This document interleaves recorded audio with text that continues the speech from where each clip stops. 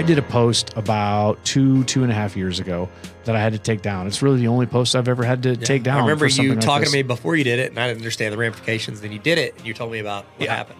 So I did a post where I was trying to explain some of this process, and it wasn't a complete. It was just I was explaining about another nonprofit that's out there that was providing a way to be able to get insulin, and the majority of people were like, "Okay, I guess it's kind of helpful. I don't really understand." And then I got death threats. I've never gotten death threats before, but I got death threats on it. And that's why I'm a little concerned about doing this one. Hopefully this doesn't get me there. But the goal in all of this is just to explain it. I'm not giving, none of this is my opinion. This is just fact. Yeah. This is exactly what is happening. Here's who's making the markup. Welcome to season 3 of the Explain Everything podcast. In the next 30 minutes, your two best friends are going to help you stay the smartest person in every room. But if you don't favor this right now, Tyler will definitely walk into your home and push your ferns on the ground. Don't worry though, Neil would never do that. We've got new full episodes every Monday and a little baby bonus episode every Thursday. An all-new Explain Everything podcast starts right now. Looks like we made it.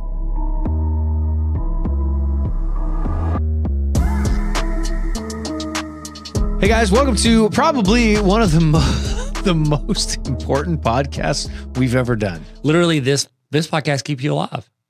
Actually, it really, really does. Kind of. This podcast does, not insulin. Oh, no. Yeah, no, this podcast keeps me alive. Wow. Insulin is live. Football is life. It is. Yeah, it is. So welcome to the Tyler and Neil Explain Everything podcast. We are, this one's going to be, I have too many. Okay, so Tyler and I know. I tend to do a lot of notes. Yeah. Tyler, would you say that I do too many notes? You could say that I have not looked at your notes in the past. This session. Should I stop doing the notes? You're doing it for you to be able to say what you want to say, which is great because that makes us actually have a podcast, not just a couple of idiots rambling like I do. Well, this one is going to be, this is a lot more notes than we've ever done. This just you say like I'm up there. Than have ever been done. There you go. How about that? Much better. So we typically tend to we've done very informative podcasts that are long form. We did one on how to get your doctorate. We've done one about how to write a book. I wrote the notes on that. Yeah, how to write a book. You're just naming stuff that I talked about. No, I did one on the documentary. We did an eBay podcast. That was awful. We were gone. But it was late. Yeah, it was late. It was well after midnight. Oh, it's like the worst. Listen, hey, listener, if you are doing a podcast, I would definitely recommend not doing when you haven't eaten and when it's after midnight. And you've had a day full of meetings. Oh gosh, the worst. Yeah. So this one is actually going to be about insulin pricing. And so one of the reasons why we're doing this one is this is going to be on all of my social media stuff, but overall, this one's really, really weird. There are 23 pages of notes for this. No, there isn't. Tyler, it's right here. I can't look. It's 23 pages of notes. I've tried to see how long I go without looking at the notes. No. Don't look. Don't look at it. Don't look. Tyler, what do you know about insulin? I know that it keeps you alive. It has something to do with the pancreas because I bought a shirt from you that says pancreas on it.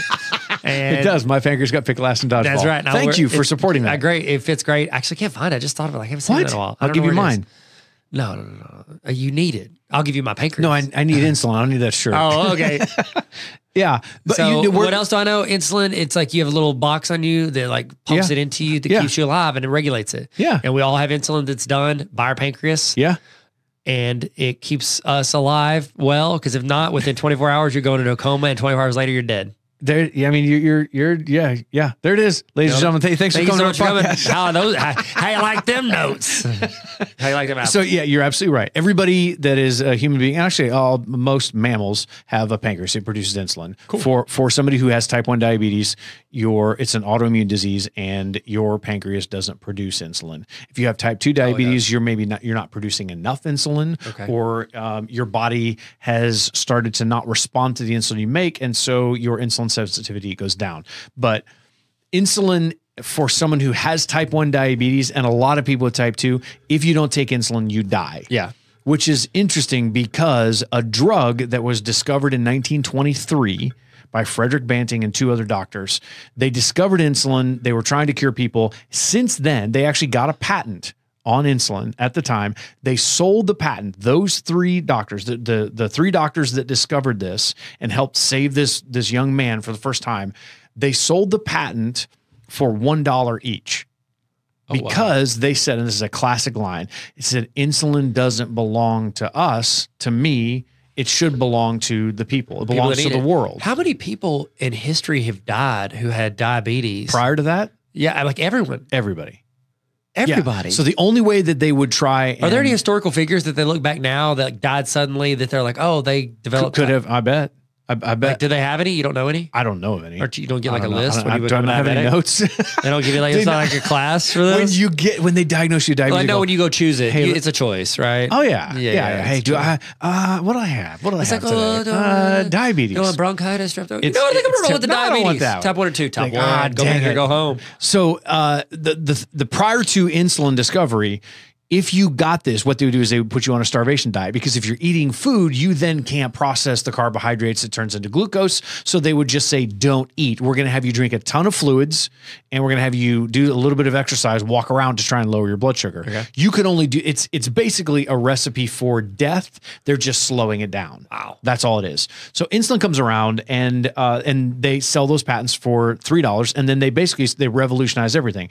At the time when they got insulin, they were secreting it from other animals, pigs, cows, other things like that. But it became so difficult to do, and some people were allergic. They then started manufacturing insulin in a lab, and it became 100% man-made. So since that actually happened. Who'd they sell the patent to? Like a specific company? Yes. So Eli Lilly are the ones. That's who they sold it to? Yeah.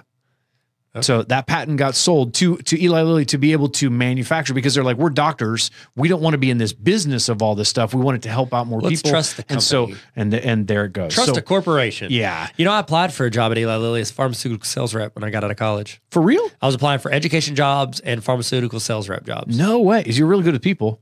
I mean, not good enough, Neil. Got rejected on every single one of them. Tyler got his doctorate instead.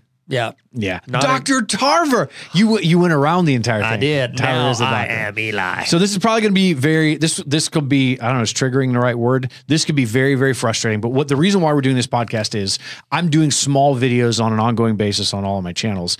Those are basically going to be able to explain why has insulin gone up. So I'm going to give you this overarching thought. Insulin has not changed drastically since it was converted over to a completely man-made insulin. They call it analog insulin. Same thing, same process. Supply and demand is locked in. Think about it. Yeah, we know how many people, right? Yeah. So it's not like Dunkaroos. Like I could choose this week to take off. Yes. Yeah. Have you seen a commercial on TV ever for insulin? No. Have you seen a print advertisement for it? No. Have you seen a billboard for it? Not except for what I wrote on a billboard for you, Neil. Thank you. Yeah. There are no ads because the supply and demand is already locked in. Yeah. You know they need it. It's not the drug we want. We want a cure. It's the drug we have to have. It's like, got an open wound? Visit a hospital. Yeah. It's that. It's like, okay. That's actually really funny. So I'm playing in a church league team, and it has like, you have to fill out like your name and your age and all this stuff. And then it says emergency contact. And I put 911. One guy noticed. That's right. They laughed. I think I got it from the office, but if not, I made it up. Oh man. All right. So all right. Insulin, you're stuck with it. So it is what it is. You have to use it. Since then the manufacturing is locked in, all that stuff is locked in. The price has increased 3,006%. Since what year? That was really, you're going to go back to the. Are you going off of $3 or are you going 90s. off of everything? Okay. No, off the 90s. Off the price. So, the 90s, it's gone up that much. Oh, yeah. Goodness gracious. Oh, it's insane. So here's what's crazy. If you look at a graph and you start asking yourself, and here's what happens. Most people typically blame the manufacturer. So what we're going to do is this. I'm not going to give you opinions on all this kind of stuff. I'm going to do my absolute best to give you just the facts. And this is going to explain the entire process of why insulin is so expensive. Tyler, you don't know this. I'm seeing this every single day. People are furious that it's so expensive because what happens is people ration insulin. Yeah. What that means is, let's say you eat dinner and you need to take 10 units of insulin so you can feel good and function, but you know that that insulin has to last you the rest of the month. You go, I'm going to take 3 units of insulin. And it doesn't bring your blood sugar down. So you're doing harm to your body, irreparable damage to your eyes, your kidney, your liver, everything. You're going to eventually lose feeling in your fingers and toes. You're going to have amputations. You're going to have heart disease. It's bad. That's only because people can't afford it. Yeah. Why? The price keeps going up. Yeah. So what we're going to do is we're going to explain to you why the price has gone up. And I learned a lot in this process. This has taken 3 months of research to get to this, because I thought, why don't they just lower the price, the people that are making it? Yeah, look at it at every stage. Who has the greatest percent markup from one stage to another? Right. Is it the manufacturer? Is it maybe there's a wholesale distribution? Maybe it's a company that does the retail side of it, or not say retail, but you know what I mean? Like the storefront, like we're selling to people. Pharmacies. Yeah. Who of those 3, that's usually the 3. You have the people that make it, the people that like house it in large quantities, and then you have the people that sell it to people. Like those are your 3. Yeah. You got it. And the reason, like, Walmart cuts out the middleman a lot of times with the wholesale. They do. It comes straight to we are in a warehouse pretty much. Mark Cuban is doing that. We'll talk about that what? At the end. Oh, really? Okay. Oh, yeah. Amazon, they're doing it. Like people are starting to say, why don't we just make our own insulin? The problem is these companies who make it have patents on all of it. So then you can't. Yeah. So it's super interesting. So is it just Eli Lilly? No, other ones. No, there are 3. Yep. Okay. So there are 3 big. So we're going to do this. We're going to look at the beginning of the supply chain and why this is so infuriating, and basically what is happening. So what right now in the United States right now. So I called Kroger. I did it last week. And I said, John listen, Kroger? I said, hey, Mr. John Kroger, if I wanted to buy a vial, yeah, that's him. Hero can save. I'm sorry. I want to buy You're talking about something important. a vial of insulin. Yeah. How much can I get? If I don't have insurance, but I can get a prescription, $387 for 1 vial. And that lasts you how long? I need about 2.5 of those a month. You need $1,000 a month. Yeah. That's what you're talking about. Some people can last on 1 to 2 vials. Okay. It's not uncommon for people to need 5 vials of insulin. But on average, you're looking at $1,000 a month to stay alive. Easily $1,000. And if you don't get it, you die. Now here's what's sad. I could drive to Canada or to Mexico today, no prescription, buy the exact same drug for $35. Okay. So that means it's not the manufacturer. Huh. If you can get the exact same thing at those 2 locations for different prices. And they're still making. And you're not buying it from like a guy on the street corner that has watches and Rolexes next to it. Yeah. Some Gucci bags. Exactly. Gucci man.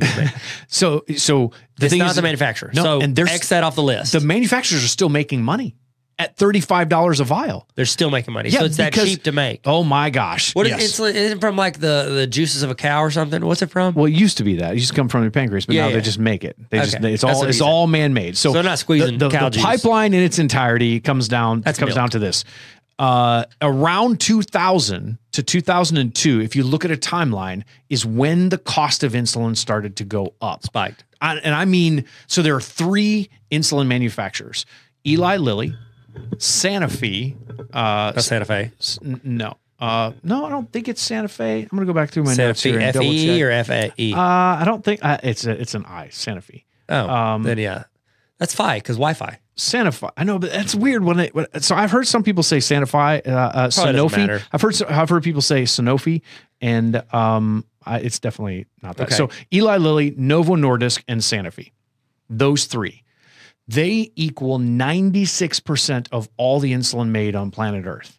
Okay. That's almost all of it. That's a good part of the market. That's a good portion of the market. Google for ads, but yeah, go ahead. Yeah, it's basically that, yes. So then there are people after the manufacturers, and so when you look at when did the prices start to go up, and when people started blaming the manufacturers, manufacturers started to raise their list price. Okay. They started raising that price at exactly between 2000 and 2002.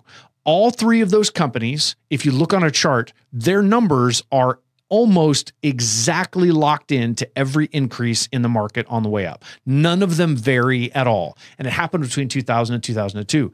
It was then that drug required a prescription. Prior to that, you didn't need a prescription. Right. Because here's the thing. A bottle of insulin is going to do you any good. Me personally? Yeah, it will do. It doesn't. Like, what happens if I just go in there and I'm like, hey, give me a shot of insulin, and they throw me a shot. Let's say they give you a giant, massive shot of insulin. It's not going to hurt you because your pancreas also produces glucagon, which is the opposite of insulin. So if you get all this insulin, it just brings it right back up. Okay. My body doesn't. So if you injected me with all that, I'm done. It's over. My goose is cooked. Your glucagon is cooked. My glucagon is cooked. So those three companies all started increasing at the prices. same time. So it's when prescriptions started to be a requirement. So now what you add into is the pipeline. And is it because of insurance companies? Now they're trying to like siphon money off insurance companies? So here it comes. So the first person in this supply chain is called PBMs. PBMs are pharmacy benefit managers. You, what insurance do you have? Blue Cross Blue Shield, probably. Highmark, Blue Cross Blue Shield, any of those. So the obvious health insurance providers are these guys: United Healthcare, CVS, Aetna, Cigna, Cardinal Health, and Blue Cross Blue Shield. They're in the pipeline, but they have people that work for them, and they're called pharmacy benefit managers. Their job is to negotiate on behalf of the insurance companies whether or not they can get this drug from the manufacturer. So they go in and they say, I'm going to negotiate. So what they do is they start saying, we have rebates, we have fees, we have coupons, we have discounts, and all this kind of stuff. The manufacturers offer that to the PBMs because the PBMs build the formulary. The formulary is your insurance company. If they're going to cover a drug, it has to be on their formulary. The formulary is just a list of the drugs that they allow. Yeah. Now, if the PBMs don't actually get that drug for the insurance company, the manufacturer's out. They're like, okay, I can't sell this drug to those people. So in order to get on the formulary, the manufacturers give discounts, rebates, and they have all these extra fees. It's incentives to get these PBMs to offer their drug to the health insurance company. Where do those rebates, discounts, and credits, all that stuff go to? They don't go to you, the customer. Who is the customer in the pipeline? You've got insurance companies, you've got wholesale distributors, you've got pharmacy benefit managers, manufacturers, and you've got pharmacies. The customer is not you at the end. The customer is everyone in the middle in between because they're all taking a cut. So these PBMs, they offer those rebates to their insurance companies, but they're owned by the insurance company. CVS is the biggest PBM. There are three PBMs: CVS, Express Scripts, and Optum Rx. Those three are the biggest. They're owned by Aetna, Cigna Health, and CVS. Those are the insurance companies. And oh, guess what? They also own the pharmacies. Wow. The pharmacies are owned by the same companies. So when you finally get, and you go, okay, you go to the pharmacy and you say, hey, I want to get insulin. And you're like, yeah, it's $387. You're like, oh my gosh, do you have any kind of coupons or rebates or anything that I can give you? If you have insurance, they have coupons and rebates for you. If you process it without insurance, they don't have any. Why? Because the coupons and the rebates don't go to you. They go to the insurance company. They go to the PBMs. Got it. So they only want to save money whenever it's saving money for those specific. Okay, got it. Right. It's not going to save you anything. So if you have insurance, the most difficult time to buy insulin or any drug of any kind is what month of the year?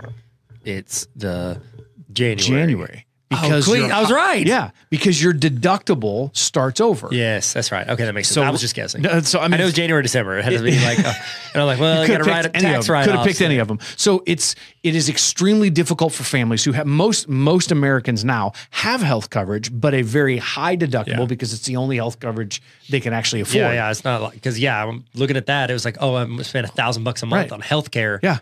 And I'm like, well, family, I'm like, guys, just don't get sick. Don't get sick. Don't get sick. Don't need insulin. Stitches. Yeah. So what's scary is people will ration their insulin toward the end of a calendar year because they know that they're going to have to pay for all this insulin. So most Americans have a deductible between $2,500 and $5,000. And they're going to hit that. I mean, the first couple of months. Right. Yeah. So think about that. You're talking about, do I put food on the table or do I pay for this insulin that I have to have to keep myself or a family member alive? Yeah. Wow. The guilt that a parent feels or the guilt that a family member feels when they know that it's costing their family every single year this really high dollar amount. So the pharmacies are owned by the insurance companies that also own the PBMs. The PBMs are supposed to be negotiating on behalf of. Then there's a wholesale distributor. So Eli Lilly, Novo Nordisk, or Sanofi, So can no one else do what they do? Like it's like there's prohibited of being competitors. They own all the patents. So if you and I were like, hey, we're going to start this, and we got some investors, we could not be a fourth competitor. Right. So I give this example of an egg. There's a huge crisis on the price of eggs right now. Okay.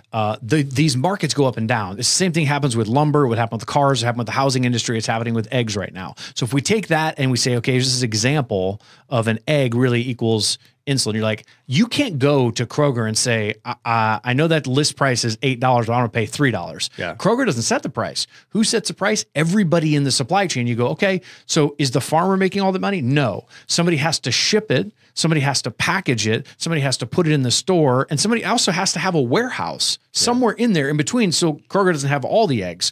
The problem is then you go, okay, well then can't I just go get some chickens? No, you can't, because there's a patent on chickens. You go, well, then I'll go make a new breed of chicken. No, you can't, because the patent's prohibited. So what happens is it's a process called evergreening. What they do is they take their existing patents and they modify it by 5-6%. So it creates a new brand of insulin. So it's like that then continues the patent. Gotcha. So the patent, when it is about to run out, they will make a few changes to it, so it becomes a new type of insulin, which really, for all intents and purposes, hasn't changed at all. So they've got that completely on lockdown. No one else has been allowed to make insulins. So now you get into something called, you're like, well, what about generics?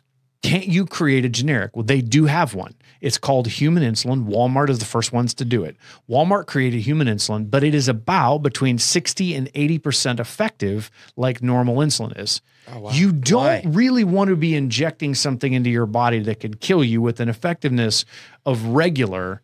It's like the insulin that I have, I know exactly that it is going to start taking effect about 15 minutes in. It's going to spike at the strength of it around 2 hours, and it's going to have a fall off rate of about 4 to 6 hours. It's out of my system. But now I'm going to inject something in there. I don't know when it's going to peak. I don't know if it's really good. It could drop you low. Yeah. It could not work at all. So those are not allowed to be used in insulin pumps, in certain therapies, and all that kind of stuff. So it's a last ditch effort.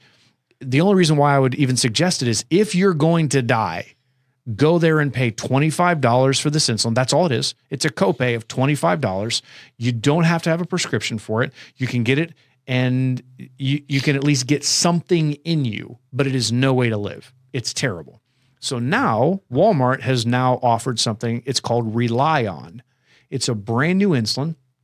So in this market, there's something called generics and biosimilars. Biosimilars are almost 100% identical to the real thing that you're paying $400, $500 a bottle for. Okay. It does have, I think it's a $75 copay. You do need a prescription for it, and you still shouldn't be using it in your insulin pump, but you could take injections. So they can give you an insulin pen or a vial, and it's going to work for the most part. But the interesting part is Walmart doesn't make that one. You know who makes that one? Novo Nordisk. They're the people that make the regular insulin. They're now offering one that they're trying to capture a different part of the market, but it's also just advertising and marketing. Hey guys, we believe so much that human beings should have the right to insulin that we're going to now make this other one that is just barely like the other one. It's a biosimilar. You can't really use this in your pump. Your doctor won't recommend to use it in the same way, but we're doing our best out here. Yeah, I'm sure they throw that out there. Wow. So what is really, really tricky is, and Mark Cuban has a company. It's called Cost Plus Drugs. Cost Plus Drugs just came out.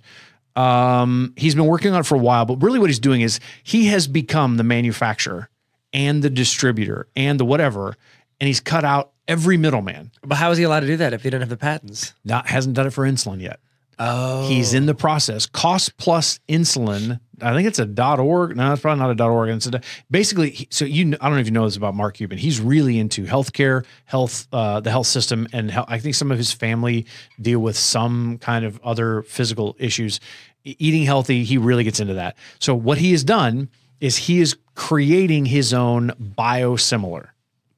Okay. It's the one that is almost identical to the insulin that you need.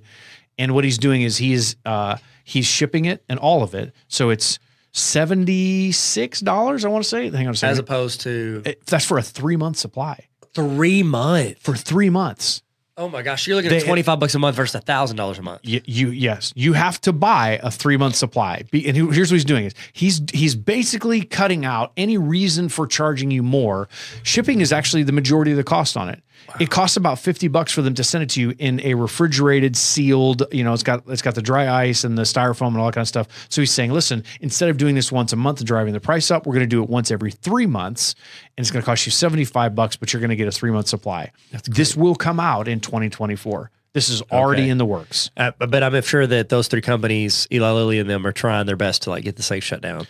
I don't know if they can, because biosimilars aren't policed as far as patents the same way that others are. So what he did is he cut out, there's no pharmacy benefit manager. There's no pharmacy because you just do it online.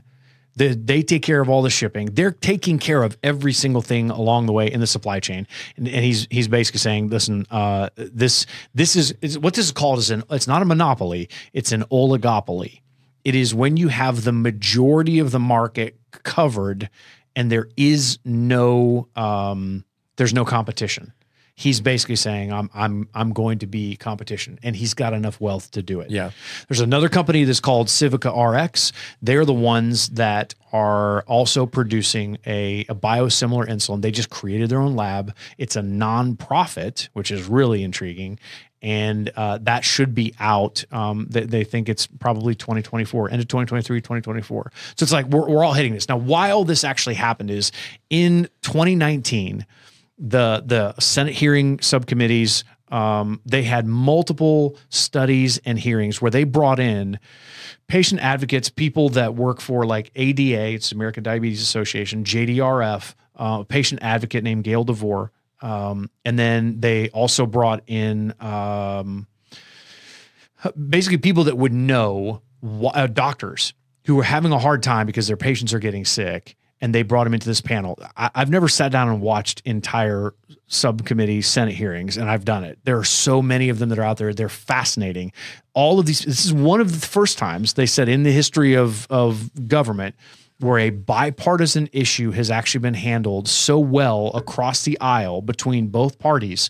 They all agree. And they said that this is greed and it's evil. One senator actually got up there and said, there's no other way to describe this than evil. He got up there and they listened for 3 hours to the testimonies of these people who are dying because they're rationing insulin. They can't get food. They're losing places of living, all this stuff. They listened to that, did all the studies, and then they brought in, this is the best one. That first one was amazing because you got to hear like firsthand accounts. Yeah, put the next one stuff, was really interesting. So they brought the 3 manufacturers, Eli Lilly, Novo Nordisk, Sanofi. Yeah. And then right next to them, the 3 representatives from the PBMs. CVS was in there, Express Scripts and Optum RX. 6 people. And for 3 hours and 15 minutes, they pointed the other direction. Try to blame the other person. They didn't try it. They did. They refused to accept. So basically what they said is, all right, so the list price, why is the list price there? Why isn't it? They're like, well, we don't want our net price, what we actually make, to go down. They're saying we're making, as manufacturers, we're making less money than we ever have been before. And they're kind of being held hostage because if the PBMs don't pick up their drug, then they're out. So they have to do whatever they can to make them happy. They're held hostage. They're absolutely held hostage. So could they lower their price? They talked about it. I mean, they got grilled. I've never seen senators and congressmen do something like this on both sides. Didn't matter if you're bring those other people in first and then go at those people. Oh my gosh! It's almost you're protecting those people that. Yeah. Some of these senators were or chair people were doctors or worked in pharmacies before they went into government. There you go. And they were like, what you're doing is wrong. So they said, listen, let's not talk about your list price anymore. What is, if we locked in your net price and we could get rid of some of these other fees, get rid of some of this other stuff, would you be up for it? And the manufacturers are going, yes. Our net price, what we actually make, has gone down in the last 15 years, but the list price keeps going up. Then the PBMs next to him says, we're not willing to do this without fees. So this is the what do you mean without fees? Like they're saying we don't want to if we don't offer these rebates, if we don't offer all these other incentives, they're all band-aids for fixing the real problem. They're taking the money, all the profit. So 68% of all of the profit goes to that chunk of middleman, the supply chain. Yeah. All 68%. Okay. 68 cents of every dollar. Go to like Eli Lilly and all them. That's the other, what was that? What is that? 70. It's like 32% right there. Yeah. So, but they don't get all 32 because the manufacturer gets like a small percent, right? No, they are the manufacturers. Eli Lilly, Novo Nordisk, and Sanofi are they're getting that 30-some%. But the tricky part is they're saying that their net price, what they're actually making off of it, is going down because all these other people are taking PBMs all the money. Okay. So they're taking all the money out of it. What's really interesting is they brought up a possible solution. These senators and Congress, they said, listen, what if we go off of flat fees? And where they were going with this was brilliant. I'm glad they asked these questions. They were yelling at these people, saying what you're doing is wrong. Good. They would ask them a question because each one of these representatives gets 5 minutes to ask a few questions, and then they have to yield to the next person to ask the question, because there were like 30 people that asked questions. And every single time they kept blaming somebody else. They go, no, we don't know how to do that. No, we can't do that. That's their fault. We're doing our job. They need to do their job. And it was just finger pointing. And these senators got so frustrated. This is April of 2019. They're yelling at them. They're starting to ask questions. They're like, okay, so why can't you just base everything off of flat fees, not percentages? And that's where they're getting them. The rebates, the discounts, all of these fees are based off of percentages. It's kickback. Yep. They're saying, what if we come in and make a law, pass a bill that becomes a law that says you can't do any of that. You have to do this off of flat fees. They're like, well, everything will crush. We can't do that. We wouldn't, the supply chain wouldn't work, all this other stuff. They kept going back and forth. They were blaming, they were taking absolutely no, personal responsibility for this. And nothing worked out. The only thing that worked out is it infuriated the Senate hearing subcommittee. They were so upset. And they're like, listen, you guys didn't give us answers in here. None of you answered or took responsibility for any of this. So we're going to make you do it. We might not be able to do it today. But they were literally looking across the room. They're saying, listen, we don't normally even get along with these Republicans or Democrats or whatever, but on this, we all get along. What you're doing is wrong. And this is where it really got good. The United States government. So what is the largest insurance company in the U.S.? I don't know. Medicare. Oh, yeah, that makes sense. Because they have so many people on Medicare. So between Medicare and Medicaid, that's a majority of it. After that, you've got your Aetnas, your Cignas, your all those other health insurance companies. Those are all like commercial. Yeah. Those are your personal health care. Private companies? Private, yeah. Yeah, versus the government. Yeah. Yes. So what's super intriguing about this is the United States government has never been allowed to negotiate with manufacturers in this process for drug pricing until this. Because they've gotten so out of control. They were infuriated by it. So basically what happened is they said, we are going to do this process. We're going to get this to work. Now, what's sad is it took them until 2022. Let me double check on that. I want to make sure I'm not wrong on that. In 2021, President Biden signed that. Remember that? And we kind of don't even really know what it actually stood for, but that Build Back Better. Yeah. Part of that was Medicare now has a $35 copay cap on insulin for anyone on Medicare. That's great, right? That's amazing. Now, what's crazy is news like that comes out and nobody knows what to do with it. They're like, well, I'm not on Medicare. I'm not going to be on Medicare for like 20 years, 30 years. There's no way. What's tricky is we don't realize that buying power that we gave the United States government to negotiate on behalf of this many millions of people, it actually will drive the market down because it will force the other ones to do the same. But what they say is it's between 2 to 5 years before the rest of every insurance company has to do what Medicare is doing. So even though it only happens for seniors, it happens to people that are on Medicare, it will eventually get to everyone else. It sets the bar for everyone else. Massive push forward. But people are like, I don't have Medicare. That doesn't help me. Not now, it doesn't. But it will. But it will. 2 to 5 years, you said? Yeah. Okay. 2 to 5 years. Think about this. So we just came up on it. It's the 100-year anniversary of the discovery of insulin, the very first time, 1923, 2023. In that amount of time, there's been a complete dominance in the market by these three companies. So what you're starting to see is what they say is like, why do you keep driving the list price of this drug up? Like, well, we have to research to continue to make better advancements for this medicine so we can take care of our patients better. I think they said it's in the 80s. I don't want to get that number wrong, but about 80+% of all of that money goes back into marketing, advertising, shipping costs, all these other things. It doesn't go to research and development because the drug hasn't actually changed. And it doesn't need to because the supply and demand will always be there. Yeah. The manufacturing costs haven't changed. In fact, they've gotten more efficient over the years. Yeah. So they're shipping it out, sitting in these warehouses. But you've got a customer base that is mandatorily subscribing to this. Yeah, they don't have a choice. They can't choose. So what's interesting is these three companies and other pharmaceutical companies have caught on. So they know this. I'm not describing something. This is the first time they're going to hear about it, but the majority of people don't know this. Type 2 diabetes medicine is the future. And it's so intriguing. How many type 2 diabetes ads do you see on TV? More. Oh, they're all over the place. And there's a reason for it. Well, I have YouTube Premium, so I don't see any ads. But yeah, go ahead. I mean, even on like TV or what? I don't watch TV. Oh my gosh, that's right. Yeah, Tyler doesn't watch TV. Yeah. So what they actually do is they also offer a weight loss benefit. It's not just type 2 diabetes medicine. It is also weight loss. And people in Hollywood, Khloe Kardashian just did it, dropped like 30 or 40 pounds. Oh, sheesh. And she was using type 2 diabetes medicine. A lot of actors and actresses in Hollywood who have to lose weight for a role will use some of these things. Oh, they just went on keto. I mean, they may be used to. They may. Oh, it's this. So this stuff has a massive marketing side to it. Yeah. So what they're actually doing is the profits from the insulin that we have been paying to these manufacturers for so long, most of that is going into research and development for type 2 medicines because that is the future. Because they can market of these to companies. More people. There's more money in it.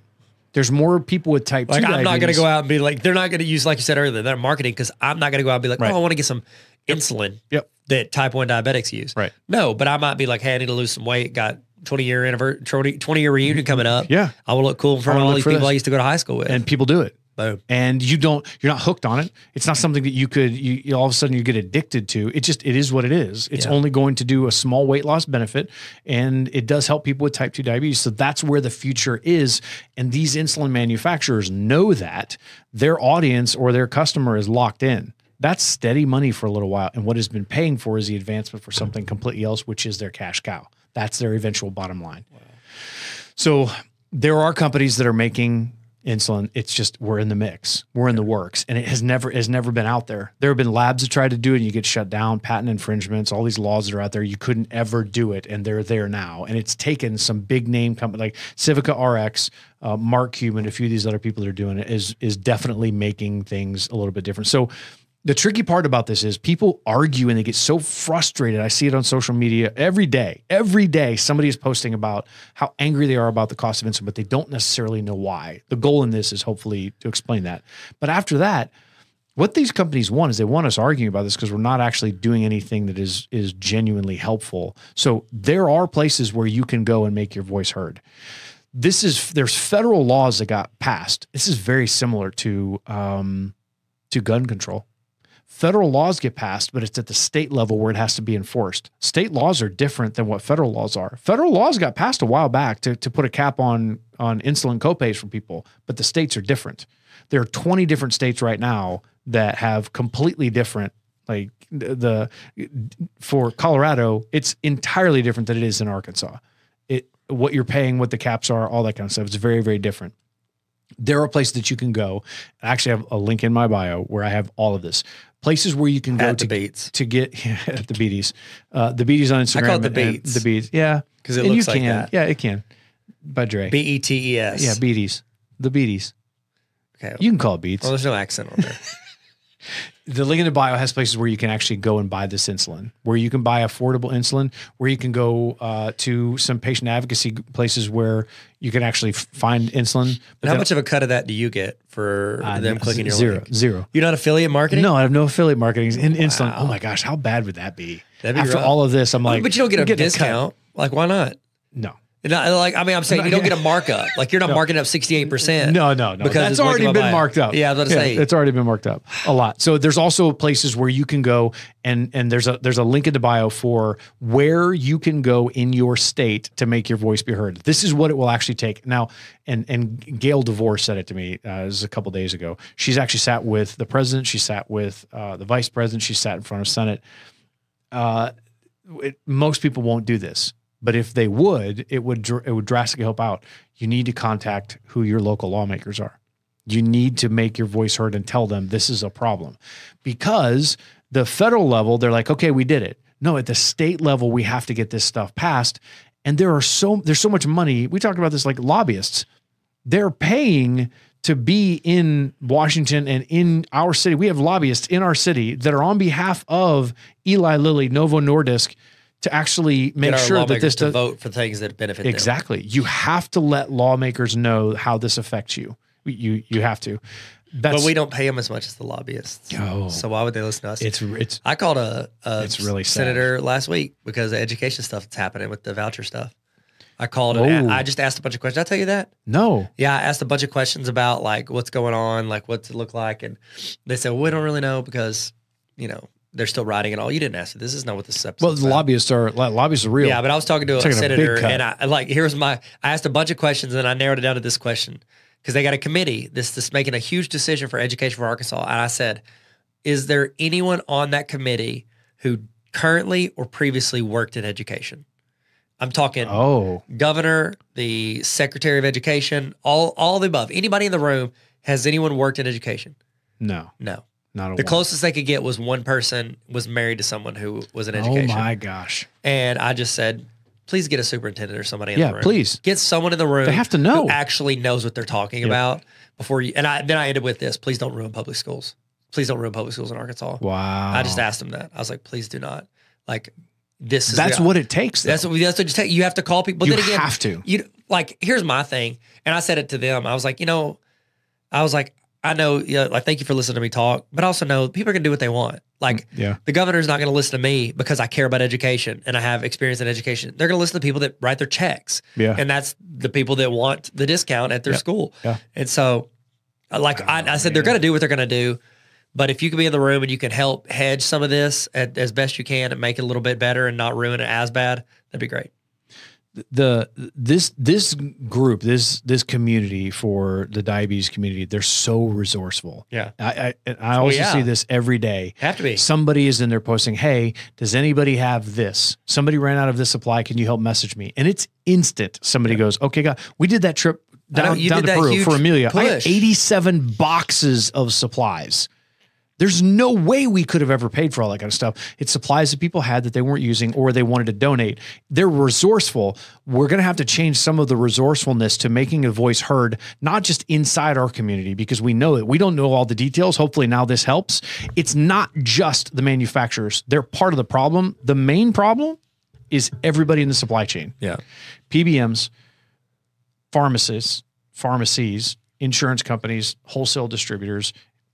Then eventually gets to them. Like they're too far down the list. There are a couple of different nonprofit groups. I would also say this. There are a lot of, this won't be a popular thing to say. There are a lot of places that you can go right now to find affordable insulin. And you will find that they are sponsored by the 3 insulin manufacturers and other big pharma. I would tell you, be careful. Be very, very careful of those. Okay. There are a few, I'll give you 2 of them really quick, that are nonprofits and they are not controlled by any other organization. One of them is called the Embrace Foundation, theembracefoundation.org, mutualaiddiabetes.com. The links will be in the bio for both of those.